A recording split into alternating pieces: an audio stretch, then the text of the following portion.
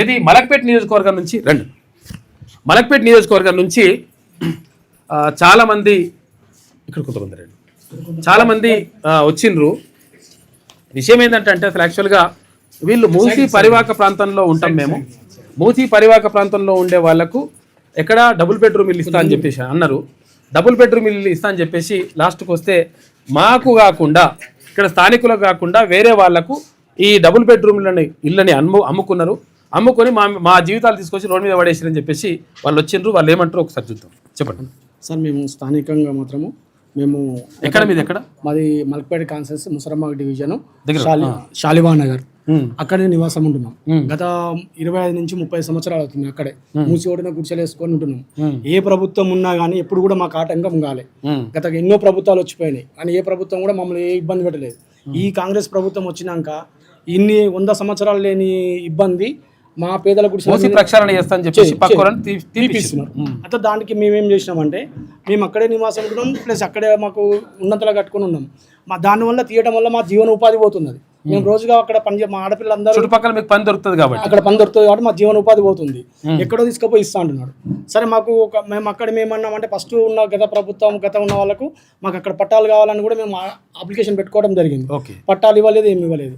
రెండోది ఏంటంటే ఇప్పుడు సుందరీకరణ పెట్టినాక మాకు ఏం చేసింది ఆయన ప్రతి పేదవానికి గుడిసె ఉన్నవానికి డబుల్ బెడ్రూమ్ ఇల్లు ఇస్తున్నారు. సరే మేమేం చేసినాము, సరే ఇస్తుండే కదా మాకు ఇక్కడ ఒక దగ్గర గూడు కల్పిస్తున్నాడు, ఎన్నో దగ్గర మాకు నివాసం ఉంటది కాబట్టి మేము దానికి ఒప్పుకున్నాక ఏం చేశారంటే అక్కడ ఉన్న స్థానికులు కాన్సెన్స్ ఎమ్మెల్యే అహ్మద్ బల్లాల గారు అనుచరులు ఏం చేశారంటే టోటల్ ఎమ్మెల్యే కదా అహ్మద్ బల్లాల గారు ఎమ్మెల్యే గారి అనుచరులు అని ఎవరైతే నీళ్ళ మా బస్సులో మేము ముందు పెట్టినాం. ఆ రోజు ఏంటంటే మేము అందరం అంటే సరే మేము మాట్లాడగలుగుతాము, మేము సార్ తోటి మాకు కొన్ని పరిచయాలు ఉన్నవి, మీకు ఏ ప్రాబ్లం ఉన్నా మేము సాల్వ్ చేస్తామని చెప్పి మమ్మల్ని నమ్మబోకారు అక్కడ మా స్థానిక లీడర్లు. అప్పుడు మేమేం చేసినామంటే సరే ఎవరో మాకు న్యాయం చేస్తే చాలనే ఉద్దేశంతో అలా నమ్ముకొని మేము మా పనులు మేము చేసుకోవడం. డబుల్ బెడ్రూమ్ ఇస్తాన్నారు మీకు. అయితే వాళ్ళు ఏం చేశారంటే తన వాళ్ళకే ఒకే కుటుంబం మీద ఒకటే రేషన్ కార్డు మీద ఒకటే ఇల్లు మీద 10 ఇండ్లు శాంక్షన్ చేయించుకున్నారు. ఒకటే రేషన్ కార్డు, ఒకటే ఇల్లు ఉంటది, ఒకటే కరెంటు బిల్లు ఉంటది. ఇక్కడ ఇండ్లు లేవు మాతో పాటు.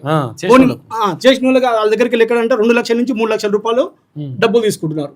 అది ఎందుకు తీసుకున్నట్టు అక్కడ లేని మమ్మల్ని అడిగారు, మమ్మల్ని కూడా డబ్బులు ఇవ్వమన్నారు. టోటల్ అందరినీ డబ్బులు ఇవ్వమన్న వాళ్ళని ఇంకా చాలా మంది ఉన్నాం. మాది టోటల్ గా 150 కుటుంబాలు ఉంటాయి. ఇక్కడ టోటల్ గా 150-200 కుటుంబాలు ఉంటాయి, గుడిసెలు ఉంటాయి. దాంట్లో అందరిని ఏం చేశారంటే మనిషికి 1 లక్ష రూపాయలు 2 లక్షల రూపాయలు ఇస్తేనే మీకు ఇల్లు ఇప్పగలుగుతాం. అక్కడ ఎంఆర్ఓకి ఇవ్వాలి, ఆర్డీఓకి ఇవ్వాలి. ఎందుకు ఇవ్వాలంట? మేము ఇల్లు తీసుకోవాలంటే ఎవరు అఫీషియల్ గా చెప్పాను వాళ్ళు చెప్పట్లేదు. వీళ్ళని ముందర పెట్టారు. వీళ్ళు చెప్పే వాళ్ళు ఆఫీసర్ కాదు, ఇల్లు తినడానికి ఆఫీసర్లను బదనాం చేస్తున్నారు. ఇల్లు తినడానికి ఆఫీసర్లు బదనాం చేస్తున్నారు. అయితే మేమేం చేసినామంటే ప్రశ్నించినాం. మేము ఇయ్యం, డబ్బులు ఏమో ఎవరైతే మనకు మా ఎంఆర్ఓ కానీ మేము అదే కోరుకున్నాం. అది కోరుకున్నప్పుడు అన్న మాది అందరిది రేషన్ కార్డు, ఆధార్ కార్డు అందరి మా అన్ని కుటుంబ సభ్యులు అందరి ప్రతి ఒక్క ఇంటికి సంబంధించి అంటే ఇంకా ఎక్కడ ఉన్నారు ఏం కథ అనేది క్లియర్ తెలిసిపోతుంది కదా. ఆధార్ కార్డు మా దగ్గర మొత్తం టోటల్ మేము ఇది లీడర్ల పేర్లు మేము ఇవన్నీ మేము పెట్టిన దరఖాస్తు 2024 నుంచి కూడా మేము పోరాడుతున్నాం. అక్రమాలు జరుగుతున్నాయి అంటే కూడా ఏ ఆఫీసర్ కూడా స్పందించట్లేదు, ఎప్పుడు కూడా ఎంక్వైరీ చేయట్లేదు. ఒక ఇల్లు ఇవ్వాలంటే తనకి ఇల్లు ఉందా లేదా అని ఇంటి ముందర వచ్చి పట్టా ఇచ్చి పంపిస్తున్నారు. అలా కాకుండా మేము మా భయానికి గురయ్యి సలీనగర్ కమిటీల్లో పట్టాలు పంచారు. మా స్థానిక మా గుడిసెల ముందర వంశీలు కొట్లాట చేస్తారని చెప్పేసి ఎక్కడైతే స్థానికంగా ఉంటే అక్కడనే ఇవ్వకుండా ఏం చేశారంటే మీటింగ్ అక్కడ పెట్టి అక్కడ ఇచ్చి పంపించారు. అంటే మేమేమంటున్నాం అంటే అన్న ఇప్పుడు దగ్గర రావాలి కుసరోళ్ళకి వచ్చినాయి 45 మంది అన్న దగ్గర 1 కోటి నుంచి 3 కోట్ల వరకు ప్రాఫిట్ జరిగింది. అంత స్కామ్. ఇది డబ్బులు తీసుకోండి దగ్గర 95 ఇండ్లు 60-70 ఇండ్లు మొత్తం అమ్ముకోవడం జరిగింది టోటల్. ఇప్పుడు మీరేమంటున్నామా? లీడర్లు అని పెడితే సార్ ఇంటింటికి 10 ఇండ్లు వాళ్ళే తీసుకుంటారు. ఏమన్నా అడిగితే మీరు పైసలు ఇవ్వండి, ఒకరి పేరు మీద 10 ఇండ్లు వాళ్ళ ఫ్యామిలీకి. ఒకటి ఊర్లో ఉన్న వాళ్ళకి కూడా ఆధార్ కార్డు ప్రూఫ్ మార్చి ఇస్తారు. వాళ్ళకి ఏమి లేదు, రేషన్ కార్డు లేదు, ఓటర్ ఐడి లేదు, ఏది లేదు. మేము 30 సంవత్సరాల నుంచి అక్కడనే ఉంటున్నాం సార్. మరి మాకు ఇవ్వాలి కదా, మాకు ఇల్లు చూసి ఇవ్వండి, మాకు ఎక్కువ ఏమొద్దు. మాకు అది ఎవరినైనా ఇప్పుడు ఆఫీసర్లో పంపించి ఎంక్వైరీ చేసి ఇల్లు చూసి ఇల్లు ఇవ్వండి. లీడర్లు మేము నమ్మితే వాళ్ళు ఏం చేస్తారు సార్, తీసుకొచ్చుకొని అమ్ముకుంటున్నారు. ఇదేంటంటే మీరు కూడా పోయి తెచ్చుకోరు. మేము పోతేనేమో ఎమ్మెల్యే కాడిపోతే ఆ సార్కి ఏం చెప్తారు, వీళ్ళు మనోళ్ళు కాదు, ఇది మన పార్టీ కాదు వేరే పార్టీ అని చెప్తున్నారు. అసలు ఇక్కడ వీళ్ళు ఉంటారు కూడా కాదని అబద్ధాలు చెప్తున్నారు. పార్టీలు బీటీలు ఏంద్రా నాయన, అసలు యాక్చువల్ గా ఇప్పుడు బాధితులు ఎవరైనా బాధితులే, వాళ్ళ ఇండ్లు పోయినాయి కాబట్టి ఇండ్లు ఇవ్వాలి. నువ్వు ఏ పార్టీ అయితే నీకేం అవసరం? ఇల్లు కావాలంటే 3 లక్షలు మేము ఇవ్వాలంట సార్. మరి ఎక్కడ తెచ్చేయాలి? 3 లక్షలు లీడర్లకు ఇవ్వాలంట. పేర్లు కూడా ఉన్నాయి సార్, 5-6 మంది లీడర్లు. లక్ష్మణ్, రవి, వెంకటేష్, చిరంజీవి, రామచందర్, సంపత్, లక్ష్మి, అనిల్, ఉపేందర్ పేర్లు వీళ్ళేనా? ఇంకా వీళ్ళంట. వీళ్ళకి పైసలు ఇవ్వాలంట. వీళ్ళకి పైసలు ఇస్తే లెక్క, లేకపోతే వీళ్ళకి పైసలు ఇచ్చిన వాళ్ళు అసలు వాళ్ళు అవుతారు. లక్ష్మి అనేటమ్మా మెయిన్ సార్. లక్ష్మి ఉపేందర్ అనిల్ ఆరోగ్య వీళ్ళని ఏంటంటే మా బస్సులో ఉండి మాతోటి తిరగకుండా మా ఇళ్ళని దోసుకొని వాళ్ళ కుటుంబ సభ్యులకే ఒక ఆడపిల్ల పెళ్లి చేసుకొని పోయినాక అత్తగారి ఇంటికాడ ఇల్లు వస్తుందా, లేకపోతే తల్లిగారి ఇంటికాడ ఇల్లు వస్తుందా? అత్తగారి ఇంటికాడ వస్తుంది కదా. అయితే అది ఒక్క నిమిషం. ఇప్పుడు మా అహ్మద్ బల్లాల గారు ఎమ్మెల్యే ఆధ్వర్యంలో ఏం చేసిందంటే, ఎక్కడో పెళ్లి చేసుకుని ఉన్నా కానీ వరంగల్, మహబూబ్ నగర్, ఖమ్మం ఇలా ఈ డిస్ట్రిక్ట్ లో వాళ్ళకు ఇక్కడ ఉన్న వాళ్ళు అక్కడ పెళ్లి చేసుకున్న ఆడపిల్లలకు కూడా ఇక్కడ ఇండ్లు ఇస్తున్నారు. కాలేజ్ చేసేటోళ్ళకి కూడా సార్, కాలేజ్ చేసేటోళ్ళకి కూడా పెళ్లి కాని పిల్లలకు కూడా కొడుకులకు బిడ్డలకు వాళ్ళకు పెడుతున్నారు. మాకెందుకు రావట్లేవు? బామ్మర్దులు ఆయన ఎన్ని పెళ్లిళ్ళు చేసుకున్నా కూడా ఆయన భార్యలకు అట్లా అంటే వాళ్ళ ఫ్యామిలీ సార్ అది 3 చేసుకున్నాడు. 3 పెళ్ళాలకు మళ్ళా మర్దలకు అందరికి ఇంకా ఉంచుకున్న వాళ్ళకు పంచుకున్న వాళ్ళకి వాళ్ళకు కూడా. మరి మేము అన్నే ఉంటున్నాం కదా సార్, మాకు కూడా ఎంక్వైరీ చేసి మా ఇల్లు పట్టు మాకు ఇవ్వాలి కదా. మాకు ఎందుకు ఇస్తలేరని మేము అడుగుతున్నాం. ఎంక్వైరీ చేసి మా ఇల్లు మాకు ఇప్పియండి సార్ దయచేసి. తీసుకున్న ఇండ్ల మీద ఫస్ట్ ఎంక్వైరీ చేయండి. మా విజ్ఞప్తి ఏంటంటే, మాకు ఇండ్లు తర్వాత సంగతి అంటే తీసుకున్న లీడర్ల మీద ఎంక్వైరీ చేసి మంచిగా న్యాయంగా నడిపియండి. మేము ఎక్కడ పోయినా మాకు న్యాయం జరగట్లేదండి. ఆ ఇండ్లు 120 ఇండ్లు ఎట్లా స్కామ్ అయినాయి, 3 కోట్ల అమౌంట్ ఎట్లా స్కామ్ అయింది, అది మాకు రావాలండి. అది చెయ్యాలండి ఫస్ట్. మాకు అది చేసిన తర్వాత డబుల్ బెడ్రూమ్ అండి. మేము న్యాయంగా నడుస్తున్నాం, న్యాయంగా కావాలని కొట్లాడుతున్నాం అండి. అసలు లేకుండా కొసలలోకి వస్తుందండి. మాకు ఏంటంటే, మాకు ఆ స్కామ్ ఎట్లా జరిగింది, వీళ్ళు ఎట్లా లీడర్లు అయ్యారు, ఇవి మాకు రావాలండి. మేము కోరుకునేది ఏంటంటే, మాకు ఈ జనం మేము వెనుక ఉండి నడిపిస్తేనే కదా సార్. మరి వాళ్ళందరూ లీడర్లు ఎట్లా అవుతారు? మేము లేకుంటే ఎట్లా అవుతారు? చూసిన ఎమ్మెల్యే మాకు 10 సంవత్సరాల సంది ఎమ్మెల్యే చూస్తూనే ఉన్నాడు. మరి మాకు గుర్తించలేడు దేనికి? గుర్తించలేడు. మేము 10 సంవత్సరాల సంది 100 సార్లు మేము ఆయన దగ్గరికి వెళ్ళినాం సార్. కానీ మాకు కేర్ చేయట్లేదు. మేము ఇండ్ల కోసం పోయినాము, ముసిలో ఉన్నప్పుడు పోయినాము సార్. మాకు న్యాయం జరగాలి. న్యాయం ఎక్కడ జరుగుతలేదు సార్. మాకు ఇల్లు కావాలి. మాకు ముఖ్యమైనది ఇండ్లు కావాలి సార్. దయచేసి చెప్తున్నాం సార్, ఎంక్వైరీ చేసి రండి సార్. మీరే పార్టీలు తిరుగుతారు, ఆ పార్టీలో వస్తలేదా?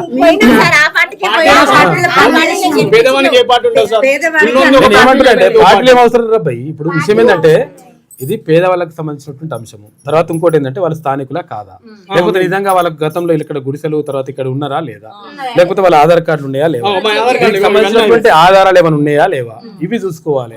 ఇప్పుడు పార్టీడా పీటీఓడా అంటే ఇప్పుడు మొత్తం ముఖ్యమంత్రికి అందరూ ఓట్లు వేసిండ్రా? కొంతమంది వేస్తారు, కొంతమంది వేయరు, రకరకాలుగా ఉంటారు. కాకపోతే రాష్ట్రంలో ప్రజలందరూ అదొకటి. ఇప్పుడు మలక్పేట నియోజకవర్గంలో ఉన్నటువంటి ప్రజలందరికీ ఏదేమైనా ఓటు వేసినా ఓటు వేయకపోయినా కానీ ఆ బలాల అంటే మనిషి ఎమ్మెల్యే అయి ఉంటాడు. కాబట్టి నేను ఏమంటున్నంటే, పార్టీల పీటీల ఇదంతా పక్కకు పెట్టేసి ఏంటంటే, కాన్ఫరెన్స్ ఎమ్మెల్యే అంటే మాకు ఎమ్మెల్యే కాదు, ఓన్లీ మా శాలువాన లీడర్ల వరకే ఆయనకి ఎమ్మెల్యే. మాకు కాదు లీడర్లకి ఎమ్మెల్యే.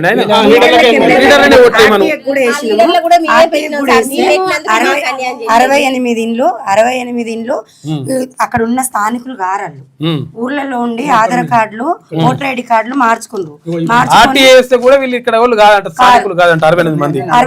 మంది కారు. 68 సూర్యాపేట ఉన్నోళ్ళు ఉన్నారు, చిన్నపిల్లలు ఉన్నారు, ఖమ్మం ఉన్నోళ్ళు ఉన్నారు. ప్రతి ఒక్కరు బయట వాళ్ళు, అక్కడ స్థానికులు కాదు. మేము ఒక ఆర్డీఓ ఆఫీస్కి పోతే 300 ఇల్లు ఇచ్చినాము.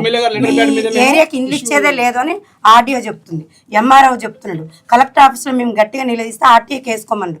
ఆర్టీఏ కేసుకున్నాక ఎంక్వైరీ చేసినాక పట్టాలు ఇవ్వమని మేము అడుగుతున్నాం. పట్టాలు ఇవ్వమంటే ఎంక్వైరీ చేయలేదు. ఎంక్వైరీ చేయకుండా ఎవ్రీథింగ్ ఓకే అని ఆర్డీఓ గారు పంపిస్తారు లెటర్. ఆయనకు ఓకే, ఆయనకు 24 లక్షలు ముట్టినాయి. ఆయనకి 24 లక్షలు ముట్టినాయి. కింద స్థాయి నుంచి పై స్థాయి వరకు ముట్టినాయి. ఒక పోలీస్ స్టేషన్కి వెళ్ళి మేము కంప్లైంట్ ఇస్తే పోలీస్ ఆయన ఏమంటాడు, ఎమ్మెల్యే దగ్గర దగ్గరికి పోండి అమ్మ అంటారు. ప్రతి ఒక్కరు ఎమ్మెల్యే దగ్గర పోరు, ఎమ్మెల్యే దగ్గర పోరు అంటారు. ఎమ్మెల్యేకి మేము ఓట్లు వేయలేదా? కలుస్తారు ఎవరు ఎమ్మెల్యే ఎమ్మెల్యే రానియడు మమ్మల్ని. బల్లాల వీళ్ళు చెప్పినట్టు లెక్కనేమో. ఎమ్మెల్యే రానియడు మమ్మల్ని. ఎందుకంటే మేము ఎమ్మెల్యేకి మేము ఇట్లా ఇండ్లు అమ్ముకోవటం మాకు రాదు కదా. ఇండ్లు అమ్ముకోవటం వస్తే ఎమ్మెల్యే దగ్గర పోయి మేము కూర్చోగలుగుతాం. ఇండ్లు అమ్ముకోవటం రాదు. మేము నిజాతిగా ఉన్నాం కాబట్టి మమ్మల్ని రానిస్తలేడు ఎమ్మెల్యే. శాంక్షన్ చేసిన అడిగితే దీంట్లో మెన్షన్ చేసి కలెక్టర్ గారు ఎమ్మెల్యే లెటర్ ప్యాడ్ 35 ఇళ్ళకి ఇవ్వమని కూడా శాంక్షన్ చేసి ఆర్టీఐ దాంట్లో కూడా క్లియర్ గా చెప్పేసి లెటర్ ప్యాడ్ ద్వారానే ఇష్యూ చేసి మేము ఇల్లు ఇవ్వడం జరిగిందని చెప్పి చెప్తున్నారు. అంటే ఎమ్మెల్యే గారు ప్రతి పేదవాడిని కనిపించాలి, ఉన్న అందరు అక్కడ ఉన్న స్థానికులందరినీ కనిపెట్టి ఇవ్వాలి. ఒక లీడర్ మాటలు ఎమ్మెల్యే ఇచ్చి చెప్తే నాకు అర్థం కాదు కానీ ఎవరు నిజంగా ఉన్నారో నిజాయితీగా ఉన్నారో వాళ్ళకి ఇవ్వాలి. భారతదేశంలో ఉన్నప్పుడు గరీబ్ ఉన్న వాళ్ళకు గవర్నమెంట్ గుర్తించాలి సార్.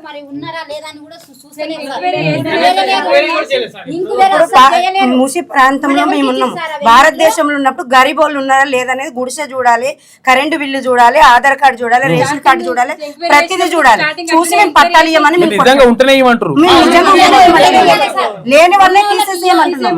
120 ఇళ్ళు అమ్ముకున్నారు స్థానిక లీడర్లు. అక్కడున్న పేర్లు ఉన్న వాళ్ళు సార్ ఒకరి పేరు మీద వచ్చింది ఏం చేసిండో వాళ్ళు బ్లాక్ మెయిల్ చేసి వేరే వాళ్ళకి మాట్లాడదాం. నేను ఏమంటానంటే ఇక్కడ ఎమ్మెల్యే బల్లాల గారు అసలు యాక్చువల్గా మీకు తెలుగు వస్తూ రాదు నాకు తెలియదు కానీ ఒకవేళ తెలుగు వస్తే తెలుగు ఓకే, తెలుగు రాకపోతే తెలుగు వచ్చిన వాళ్ళతోటి ఈ మాటలు విని తెలుసుకో. విషయం ఏంటంటే ఎవరైతే నిజంగా నిజాయితీగా అక్కడ శాలివాహన్ నగర్లో ఉన్నారో వాళ్ళు స్థానికులు ఎవరు, స్థానికులు కాని వాళ్ళు ఎవరు, తర్వాత ఈ 3 లక్షల రూపాయల కథ ఎంతో కూడా తేలాలి. విషయం ఏంటంటే మరి దాంట్లో మీకు కూడా ఏమైనా ఉంటే మరి అది కూడా చెప్తే అర్థమైంది లెక్క. ఏమన్నామంటే 3 లక్షలు ఎందుకు ఇవ్వాలంటే ఆఫీసర్లకు ఎమ్మెల్యే కింద ఆఫీసర్లు పిఏ అంటే ఎమ్మెల్యే తెలియకుండా ఎమ్మెల్యే పిఏ ఎందుకు ఇవ్వాలి? కాబట్టి నేను ఏమంటున్నానంటే 1000% దీని మీద ఎంక్వైరీ జరగాలి. ఇప్పుడు బల్లాల గారు చెప్పినట్టు కాకుండా తర్వాత ప్రభుత్వం కూడా దీనిపైన ప్రత్యేకంగా ఏది ఇప్పుడు ఈ గృహ నిర్మాణ శాఖ మంత్రి ఉన్నారు కదా పొంగులేటి శ్రీనివాస్ రెడ్డి గారు కానీ తర్వాత ఇంకా మంత్రులు కానీ దీనిపైన ముఖ్యమంత్రి కూడా దీనిపైన ప్రత్యేక దృష్టి పెట్టాలి. ఎందుకంటే శాలివాహన్ నగర్లో ఉన్నటువంటి మీరు మంచిగా ఇప్పుడు మూసి కాల్ చెప్పేమన్నారు, కాల్ చేసిరు వాళ్ళు. ఎందుకు కాల్ చేసిండ్రు? మూసి పరివాహక ప్రాంతంలో ఉంటే సుందరీకరణ చేస్తాం, దాన్ని మంచిగా చేస్తాం, బాగా చేస్తాం, దీనికి లక్షల కోట్లు 1000 కోట్ల రూపాయలు ఖర్చు అయితే ఖర్చు పెట్టుకొని వీళ్ళకేం అభ్యంతరం లేదు. కానీ వీళ్ళ ఉన్న గూడును మొత్తం కూలగొడతాం. కూడు నీడు కూడు గూడు గుడ్డ అంటారు. కనీస అవసరాలు మనిషికి ఇవి. కాబట్టి వాళ్ళు ఉండడానికి గూడు లేకుండా చేస్తే ఎట్టి పరిస్థితుల్లో ఊరుకునే ప్రసక్తి లేదు. కాబట్టి 1000% వీళ్ళు ఏమంటారంటే నిజాయితీగా ఎంక్వైరీ చేయండి. ఎంక్వైరీ చేసి నిజంగా వాళ్ళు మేము ఇక్కడ ఉన్నట్టుగా తేలితేనే, లేకపోతే మా ఆధార్ కార్డులు లేకపోతే కరెంటు బిల్లులు రకరకాలుగా ఏమైనా ఉంటేనే ఓటర్ ఐడ్లు ఇవన్నీ కూడా ఆధారాలు ఉంటే మాత్రమే మాకు ఇవ్వండి అని చెప్పేసి అంటున్నారు. ఇంత నిజాయితీగా చెప్తున్నారు కాబట్టి 1000% న్యాయం జరగాల్సిందే. ఇక్కడ ఆర్డీఓ గారు కానీ కలెక్టర్ కానీ తర్వాత ఇక్కడ ఎంఆర్ఓ గారు కానీ తహసీల్దార్ కానీ 100% దీనిపైన దృష్టి పెట్టండి. లేకపోతే కావాలంటే మేము కూడా వస్తాము. తిన్మన్మలను కూడా దీనికి రెడీగా ఉన్నాడు. కాబట్టి ఇటువంటి పరిస్థితిని క్రియేట్ చేసుకోకండి. చూసిరుగా కాక్రోజ్ జనతా పార్టీ అక్కడ పిల్లలు చేస్తే ఏమవుతుంది అనుకుంటే తర్వాత ఉల్టా అవుతుంది కథ అంతా కూడా. కాబట్టి 100% అధికారులు ఒళ్ళు దగ్గర పెట్టుకొని 100% వీళ్ళకు ఎవరైతే న్యాయంగా అడుగుతున్నటువంటి బాధితులు ఎవరైతే ఉన్నారో వాళ్ళకి న్యాయం చేయాల్సినటువంటి అవసరం ఉన్నది. తర్వాత ఎమ్మెల్యే కూడా దీనిపైన దృష్టి పెట్టాలి, లేకపోతే నీ పని అవుతుంది. తర్వాత మొత్తం మీద 100% వీళ్ళకి న్యాయం జరగాల్సిన అవసరం ఉన్నది. ప్రభుత్వం దీనిపైన ప్రత్యేక దృష్టి పెట్టాల్సిన అవసరం ఉన్నది. మేము కూడా మాట్లాడతాం. సరే 120 ఇండ్లు పట్టాలు ఇప్పుడు దొంగలకు ఇచ్చినట్టు ఇప్పుడు తర్వాత ఇక్కడ లేని వాళ్ళకు తర్వాత ఎవరికో ఇచ్చేస్తే ఇదేంది కథ? ఇది అసలు వాళ్ళకి ఏం పక్కన పెట్టేసి వాళ్ళు ఒరిజినల్ మనుషులు 2000 దాకా ఉన్నాడు డబుల్ బెడ్రూమ్. ఎవరైతే దొంగ పట్టాలు తీసుకున్నారో మొత్తం ఇక్కడ ఎవరైతే ఫేక్ ఉన్నాయో, ఎవరైతే దొంగ పట్టాలు తీసుకున్నారో, ఎవరైతే అక్రమంగా తీసుకున్నారో 100% వాళ్ళకి క్యాన్సిల్ చేయాలి. తర్వాత వీళ్ళకి ఇచ్చేసేయాలి. కూర్చోండి మాట్లాడు. సరేనా? ఎంఆర్ఓ మాట్లాడు కూడా మాట్లాడు.